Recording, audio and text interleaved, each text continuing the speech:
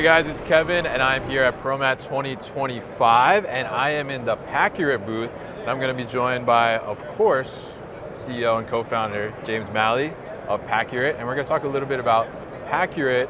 More specifically, we're going to talk about kind of this slew of partnerships that they've been doing, and what that means for their customers, how that takes Paccurate and their solution to the next level, and how it helps to impact that end consumer more. So, James, first off, thanks for letting me come to your booth. Absolutely, thanks for coming. Definitely, it's always a pleasure to see you.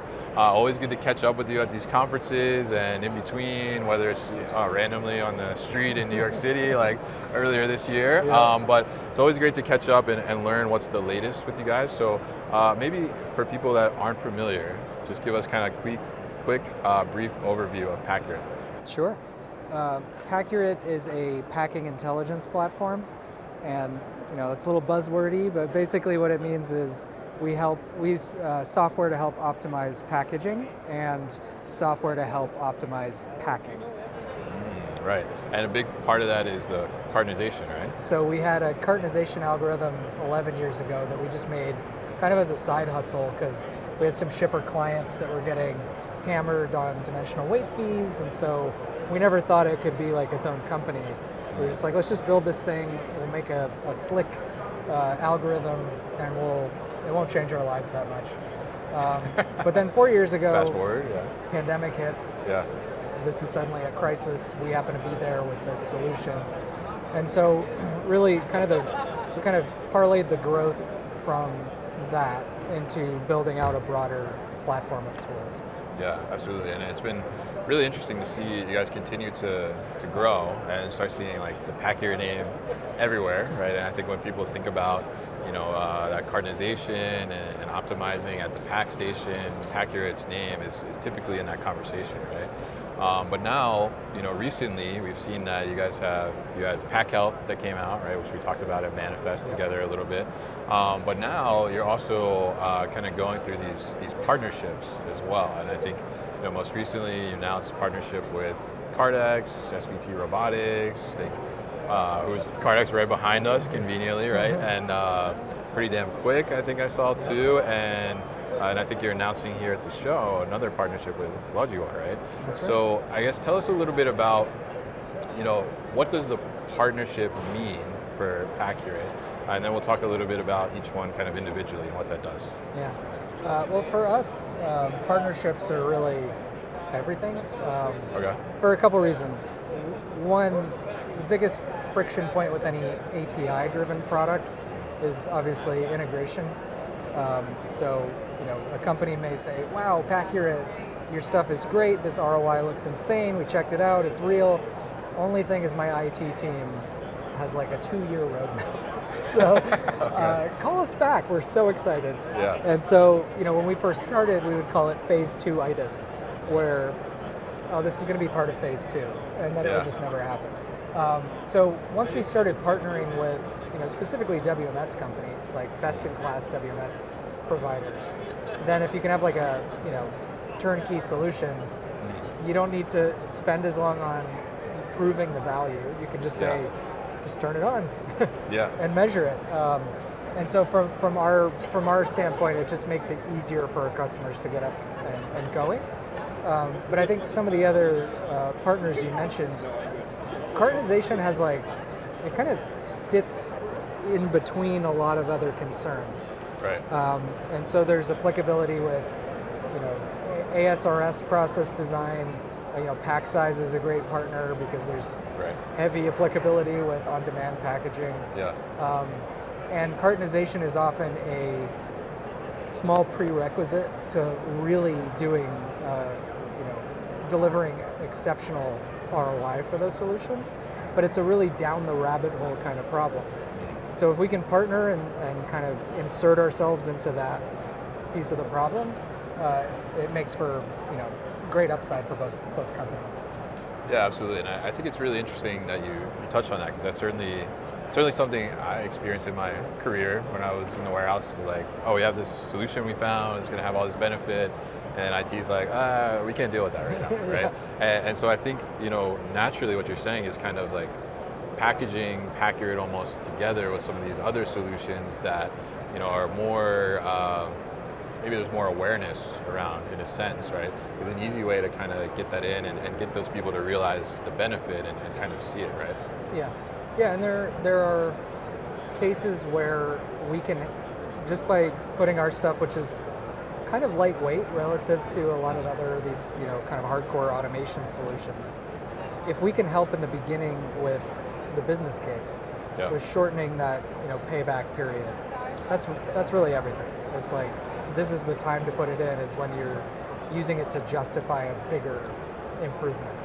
Yeah, absolutely. And I think that makes a lot of sense. And the latest going to be here announced is Logiwa, right? So that kind of ties into what you talked about some of those best-in-class WMSs and how to roll that out with that. But I'm curious about the partnership with Cardex and how that kind of comes together, and where does that come into play with some of Cardex's solutions? Sure. So as you know, Cardex Auto Store is a prominent auto store implementer, and they've I think become known for kind of like pushing the boundaries with what they do on the periphery, kind of adjacencies to the actual system that they install. And so this is just one of those points where what happens right after the goods come out of the auto store? They need to figure out how to pack it. And so if you can say, not only will I speed up your picking by X amount, but I'll lower your transportation costs at the same time without trying too hard, if I can bring Paccurate in at the same time. So like I said before, it's really that business case. If we can be part of a balanced breakfast, that's kind of the approach. A balanced warehouse breakfast, yes, right? Yeah, definitely, exactly, with your Wheaties. Interesting, and you touched on there too, being able to lower that transportation cost as well, right? So I mean, there's one, I guess one side of the argument where you're looking at this cartonization, right, and certainly you're reducing the amount of corrugate or cardboard you're using, or maybe packing material in general. But tell us about how does that extend beyond the four walls into that transportation? Sure. Transportation savings is like, 70% of the savings of doing something like what we have. Packaging is important, and I was just talking to somebody about this, but packaging used to be just kind of the cost of doing business. Right. But now it's become much more important, especially as shareholders want you to use greener materials, and you're like, fine, but is that on my budget as an operations person? Yeah, it sounds expensive. And they're like, yes, it is. So using only the packaging you need is important for cost and for sustainability. But when you can bring in a kind of goods to person solution of any kind, whether it's ASRS or otherwise, and say, oh, by the way, I'm going to take a big bite out of the transportation cost, which is the biggest, it's the biggest cost that any shipper has. So the way, we kind of figured out that doing advanced cartonization like this, or having a platform like this, it'll save you pretty much the same amount of money in total as like an AMR system with none of the risk, basically. Interesting, yeah. I mean, I think it's very interesting to think about that, because the dividends kind of downstream continue to pay off in a sense, right? If you think about, that transportation area, because really you're taking a lot of that air out of the package, right? And you're shipping a lot less of that void space, essentially, right? Which can be huge savings over time, right? So tell us a little bit about, I'd love to hear like on that side, right? Because obviously there's the packaging side, which we kind of talked about here. But on the transportation side, I mean, I'd love to hear like, some of maybe like the biggest impact you've seen on like the transportation side of things. Oh man. So for transportation savings, kind of the rule of thumb is the lower volume you are, the higher percentage you'll save. So I think the most we've seen is like 20% saved on transportation. So that's for, a small brand.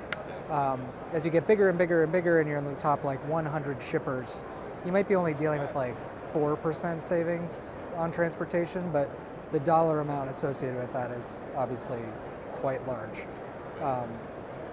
Especially relative to something that is so lightweight. So that's kind of what we see. I think the average transportation savings is around 6%.